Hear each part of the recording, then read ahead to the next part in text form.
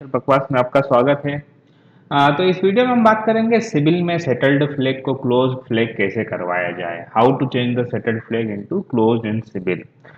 तो जो मेरा पिछला वीडियो था सिबिल के बारे में जाने, उस पर एक कमेंट आया था कि सेटल्ड फ्लैग है तो उसको क्लोज कैसे करवाएं कि जिससे लोन मिल जाए। तो ये वीडियो उसी पर बनाया गया है। तो सिबिल में अगर आपका क्रेडिट कार्ड या bank loan account settled flag है तो ये ध्यान रखें कि आपको बैंक लोन नहीं देगी। भले ही आपका क्रेडिट स्कोर बहुत अच्छा हो या फिर आपकी तनख्वाह भी बहुत अच्छी हो, क्योंकि सेटल्ड फ्लैग से बैंक यही समझता है कि व्यक्ति के लिए लोन का पैसा चुकाना प्राथमिकता नहीं है, या फिर आपकी कमाई और खर्चों का बराबर तालमेल नहीं है। मतलब कि आपकी कमाई कम है, खर्चे ज़्यादा हैं, या फिर कमाई जितनी है उससे ज़्यादा खर्चे हैं, जिसके कारण आप लोन चुका नहीं पा रहे हैं और आपको लोन लेने का शौक है। तो जिसके कारण आपका लोन खाता सेटल्ड हो रहा है, उससे आप जाने अनजाने आप खुद का ही नुकसान कर रहे होते हैं। तो सेटल नहीं होने देना है पहली चीज तो अपने खाते को। तो एक बार आपने किसी क्रेडिट कार्ड या लोन में कहीं भी सेटलमेंट किया हो तो आपके सिबिल में वह हमेशा के लिए सेटलमेंट फ्लैग जो है दर्ज हो जाता है। तो आपको लोन चाहिए और यह सेटल्ड फ्लैग के कारण आपको लोन या क्रेडिट कार्ड नहीं मिल पा रहा है, तो आपको क्या करना होगा। जब कोई परेशानी होती है तो परेशानी का हल भी हमेशा उपलब्ध होता है। हो सकता है कि जब आपने सेटल्ड करवाया हो, सेटलमेंट करा हो, तब आप वित्तीय परेशानी से जूझ रहे हों। पर अगर भविष्य में आप वित्तीय तौर पर मजबूत हो रहे हैं और आपको भविष्य में लोन या क्रेडिट कार्ड चाहिए, तो आपको सबसे पहले अपने सिबिल से सेटल्ड फ्लैग को साफ करना चाहिए। साफ करने से मतलब है कि सेटल्ड फ्लैग को क्लोज फ्लैग करवाना चाहिए। सिबिल सीधे कोई आवेदन नहीं लेता है फ्लैग अपडेट करने के लिए।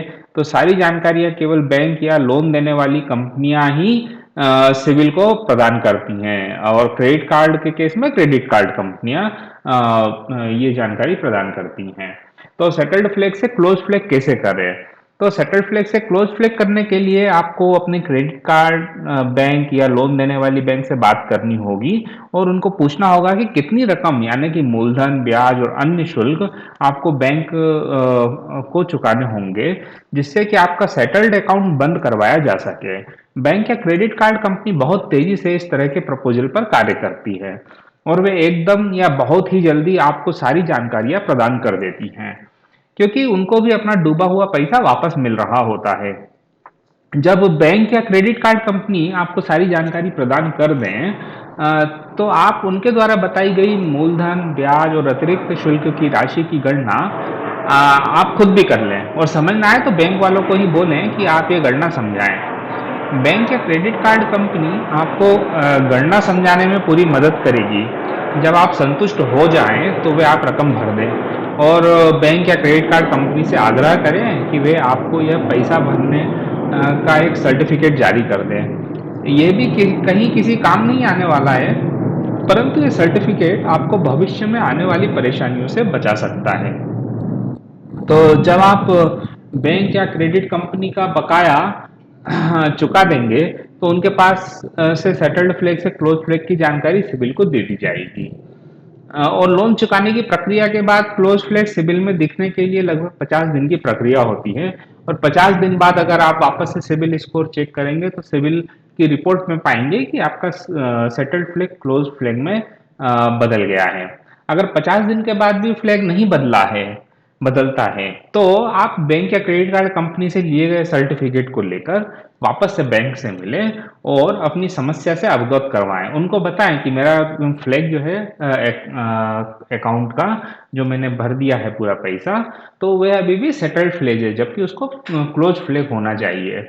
एक बार क्लोज फ्लैग आपके सिविल में हो जाए और क्रेडिट कार्ड अच्छा हो, तो आपको क्रेडिट स्कोर अच्छा हो, तो आपको कहीं भी लोन या क्रेडिट कार्ड मिलने में कोई समस्या नहीं आती है।